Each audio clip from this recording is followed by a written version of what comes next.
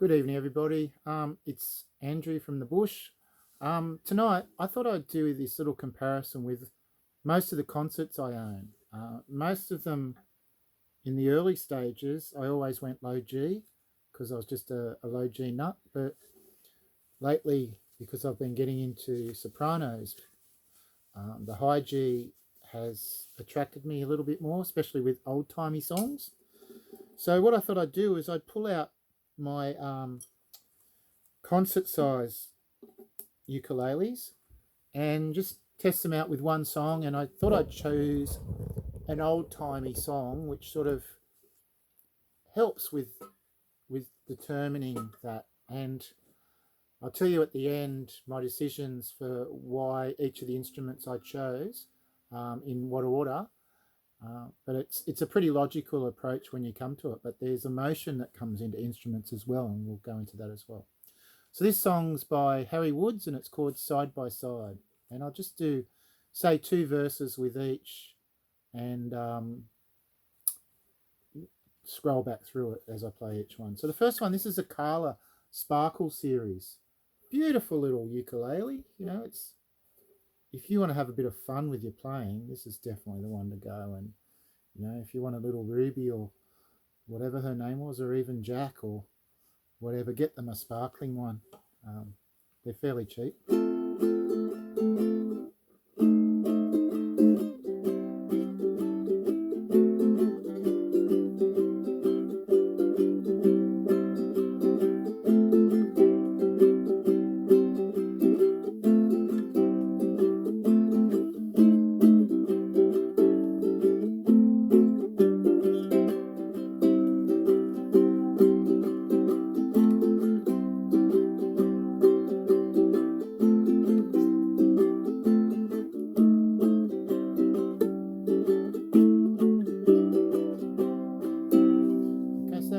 Sparkling, and I think they retail in Australian dollars for about $250, but I've seen them at the gold one at the Ukulele Trading Company for about $210. Very well constructed ukulele. Sound wise, it's okay. It's only when you start comparing it with other ukuleles, but yeah, no, it's definitely no Mahalo or anything like that. This will keep in tune for a couple of songs at least. It just depends what strings you use. I think they came with a Aquila or Aquila. And as I said, like, I was a low G freak. Well, not a freak, but just a disciple. And I replaced this with a D string, which is a wound guitar string for classical guitar, which sort of makes it. Purists would say it's not as good, but when you're doing things on a budget and you don't really care, they're okay, these wound strings. So that's probably at the bottom of the level, and the bar's pretty high because this is a great little ukulele. I think the only thing I did was I put a little button in there. I think I did that, I'm not sure. I have so many ukes, but my preference now is just one strap button and put it through behind the bridge with a tie, and it just balances so well. But with a soprano uke, I don't use them at all. I prefer to balance that and not use a strap because they're so small. So that's the first one. We'll go to our next one. Again, it's a Kala. This is a beautiful one. It's a concert. It's called the ziricote wood. It's beautiful. Look at that. You know, these are the first 2 or so, or most of. I'll tell you what, they're all laminates at the moment, and they go up quite a while for laminates. And laminates are great. You can just, this place that I've got gets quite hot in summer, and I leave these out and nothing really goes wrong with these. They're okay. But my solids I put away in cases. This is a beautiful little one. It's hardly been played. Again, I swapped out for that wound G string because I was a G string nut, low G strut nut. So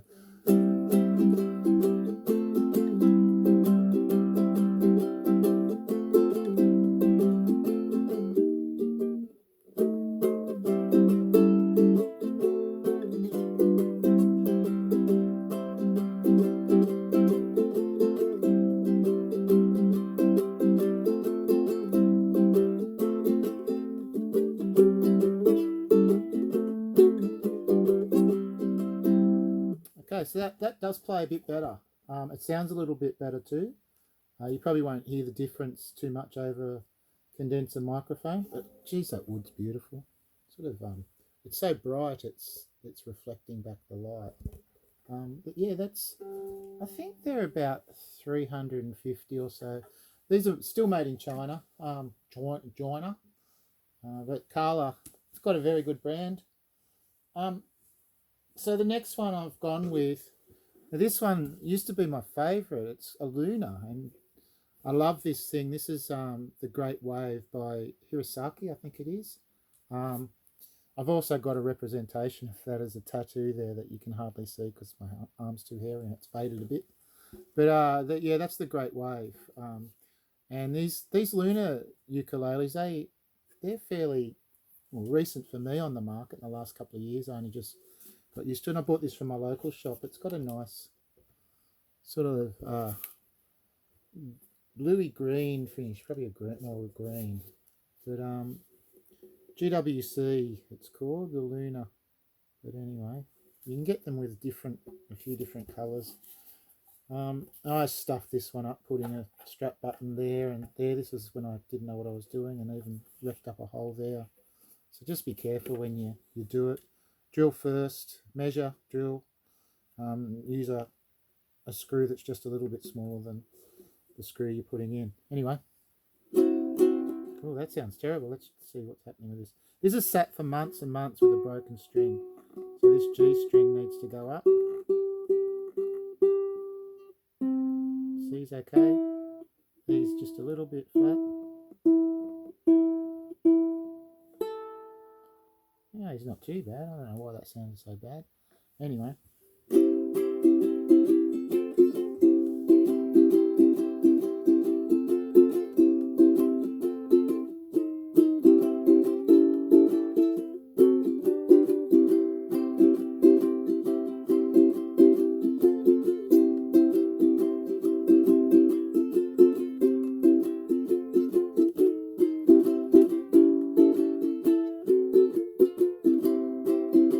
Making a few mistakes there. That E flat's a very hard, or E flat diminished chord is not that hard, but it's hard for me. So that's our third one in a row. Now, we come to this Lanikai. I've had this Lanikai for probably one of my oldest ukes. You can just see it in there. Sort of styled on a Martin, I suppose. It's quite a nice uke, and they come standard with these fishman tuners. They run off a 9-volt battery in there. They're quite reliable. As you see, I've put some graffiti on there. There was a little thing that Arlo Guthrie, or Woody Guthrie, sorry, used to have on his guitar. He said, "This guitar kills fascists." So anyway, let me just put the plug on here because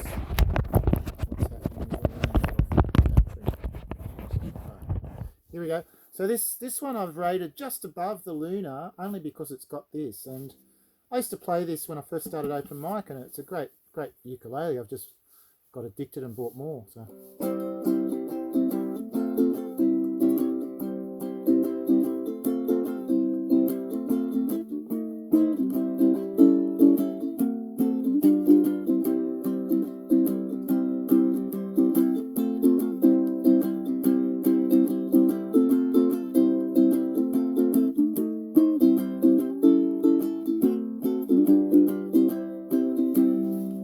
So yeah, this Lanikai is a great one. I saw Missy Higgins playing one almost identical to this when she was playing on the Slim Dusty movie, which was really good. She did The Biggest Disappointment, which is a great song written by Joan, Slim's wife.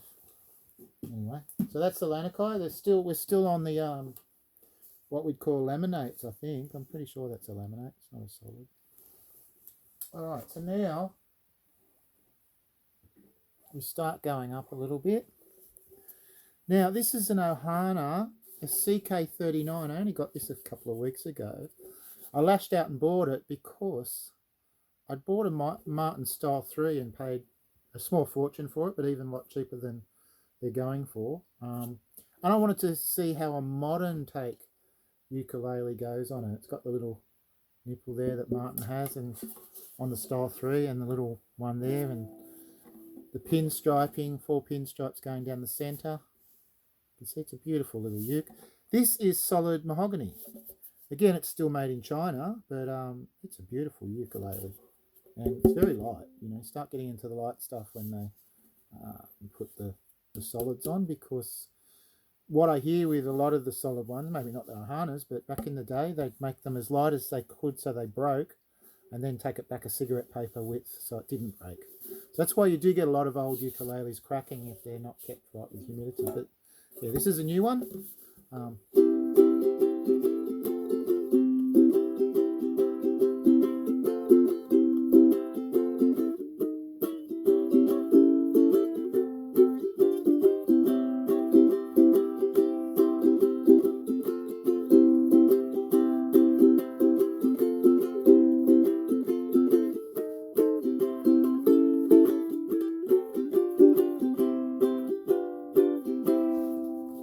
Very light.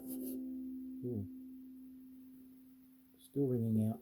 And a nice little, was it 4 rings around the centre? That sort of like looks pretty neat.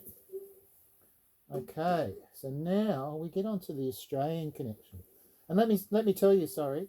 So the concert there was a high G in the Lunar. This was a high G. And so was this a high G. Oh, sorry, that was a low G in the Lanikai. But this Ohana was high G, so I've left it at high G. And this is a Maton I picked up from a really nice chap up in Queensland. I was really upset in a way that he was selling it, because he seemed like a nice guy and I didn't want him to go away from ukulele. So we had a chat. He made me a coffee, and he said, "Oh no, I actually bought 3 for the family, and the youngest daughter, she's learning piano now, so he doesn't really need to keep 3." And I snapped this up. It was a bargain for how they are. And it's a classic one because the good old Australian timber. It's Eucalyptus melanoxyle, I think it is. Sometimes called Tasmanian blackwood, sometimes called sallywattle. It's in the acacia family, which is the same as koa. So this bears a striking resemblance, not resemblance, but acoustically, it's very much like koa. And this is a beautiful one. I've kept this at the low G as well. It's got a killer strings on them.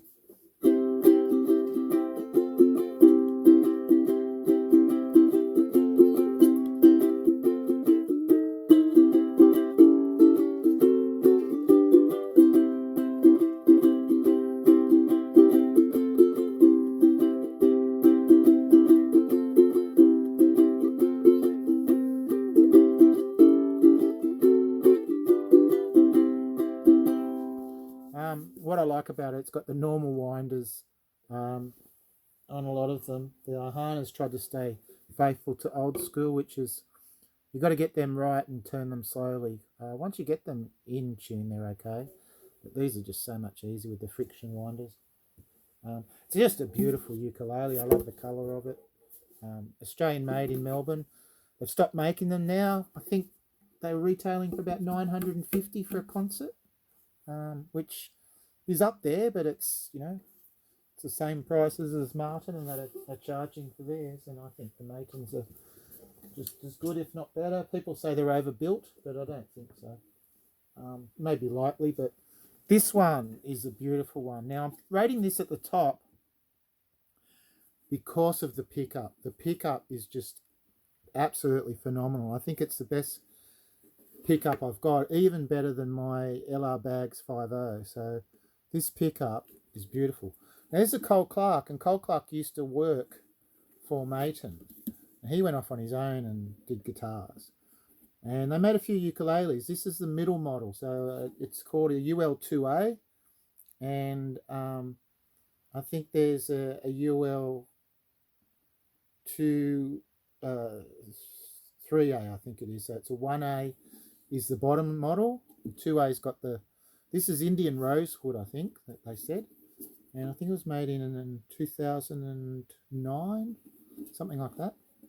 So they stopped making them in 2013 when there was a factory, and now they don't make ukuleles. They distribute some brand for some other import. Again, it's got the standard tuners, and that I'd probably rate this down a little bit because I think they've gone with tradition over comfort, and I think the friction tuners win out in the modern day. But it's a take on an old one. It's a beautiful, solid thing, and I think you can see how thick it is in there. I think it is a little bit overbuilt acoustically, but when you plug this in, and I won't be doing a plug-in comparison tonight, that's where it really shines. But it's a beautiful looking uke too. Look at all those mother of pearl triangles, or what are they? Look, yeah, I suppose stars or diamonds. Sorry, diamonds. That's what they'd be. Holding it up that way. It doesn't really matter which way you hold it up, but I just wanted to show the headstock. Beautiful headstock. Okay, so just try this one.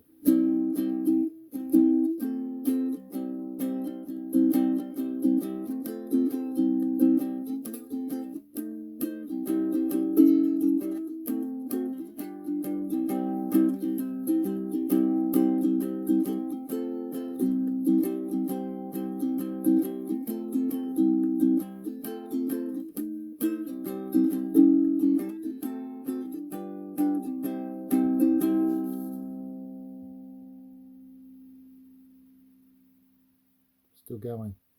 So that's got a lot of resonance, I suppose you'd call it. I might just try these again very quickly in the order so that I won't talk in between, and just do one verse.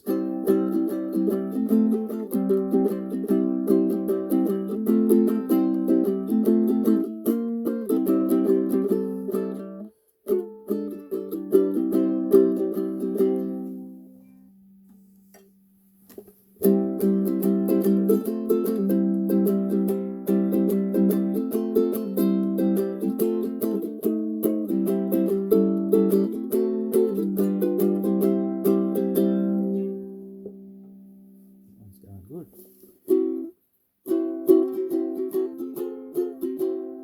This one's out of tune again. I'll leave that one. I've only just changed the strings on it, so it's still a good uke. It just...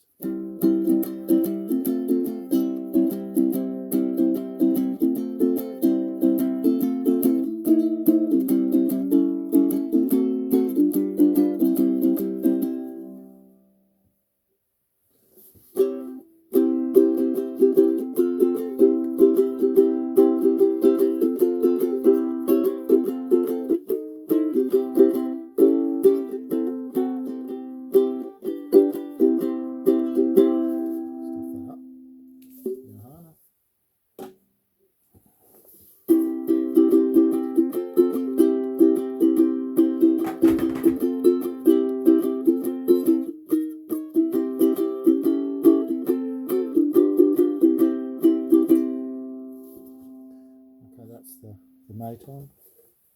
And finally, the Cole Clark.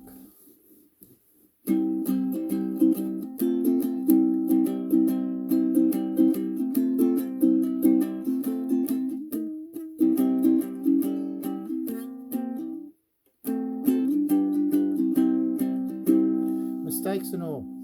Okay, if I was to pick for sitting here playing a ukulele without plugging it in, for comfort, for feeling good, I would go with this one, the Maton. It's a beautiful ukulele, and it was the easiest one to play, even though I made mistakes. I'm just rushing through this, and I wasn't going to stop if I made mistakes. So, okay, this is $1,000 uke. Is it 5 times better than this $220 uke? Probably not.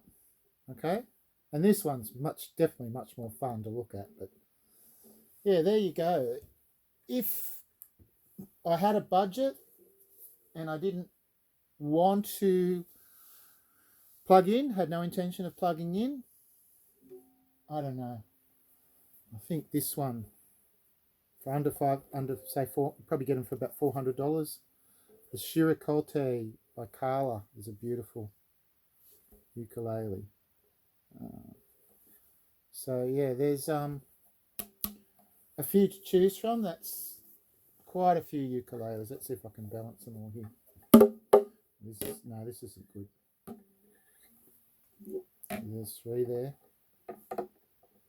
They're all going to scratch. And I don't want to do that with my solids.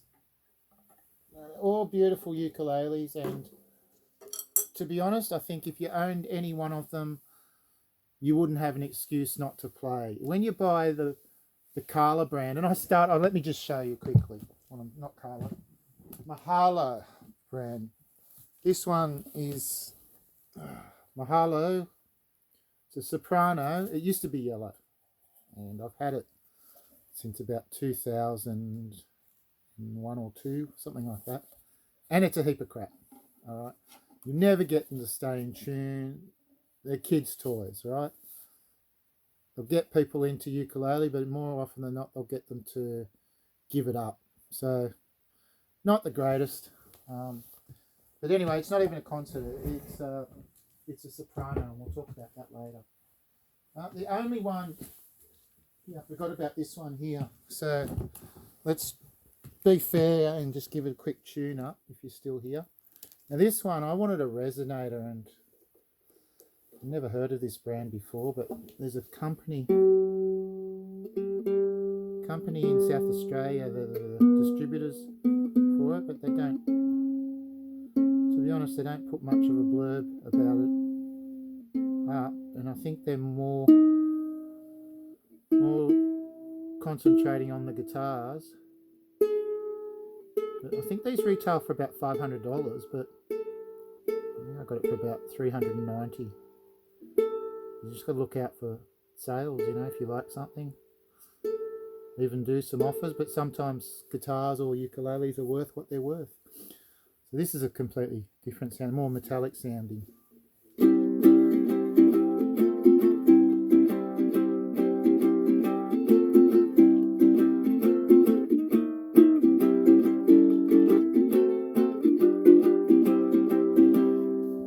it's a lot deeper. Look at that, beautiful and shiny. That's a Bourbon Street. I think it's just a Chinese copy of a lot of those other resonators, but the cone in it has a little bit of a vibration, and I think that I might have actually stuffed this up, I don't know, but I was trying to record with a Shaw 57 beater stuck right next to it. I think it might have reacted to it, but I don't think that's possible. Anyway, still plays okay for what you get. You need a recording king or something like that that's going to be 4 times the price, and I don't even know if they make them in ukes. They probably do. So that's my concert demo, and I apologise for the bad playing, but I was rushing it through, and I didn't want to stop the video just because I was playing badly. You can see me warts and all, mistakes and all. So that's Michael from the bush, and I hope you enjoyed it. It's going for almost 24 minutes, so I better stop.